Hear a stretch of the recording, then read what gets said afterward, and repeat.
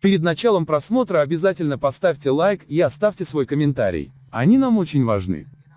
Бердымухамедов поручил провести финансовую и техническую ревизию нефтегазового комплекса. Президент Гурбангулы Бердымухамедов провел совещание, посвященное ситуации в топливно-энергетическом комплексе Туркменистана, сообщает Госинформагентство ТЭТ. Чиновники и руководители предприятий ТЭК рассказали главе государства об успехах отрасли. Председатель Госконцерна Тюркменгаз, Туркменгаз, Батыр Аманов сообщил о планах по повышению продуктивности газовых месторождений Довлет и Галкыныш. По словам Аманова, в Ахалском вилаяте идет строительство второй очереди завода по производству синтетического бензина из природного газа, а на туркменском участке газопровода ТАПИ выполнена сварка труб и сейчас устанавливается необходимое оборудование. Общая протяженность ТАПИ составляет 1840 километров, из которых 214 километров приходится на Туркменистан. На полимерном заводе в Киенлы планируется снизить себестоимость полиэтиленовой продукции, уменьшить объемы импорта и начать производство из бутана.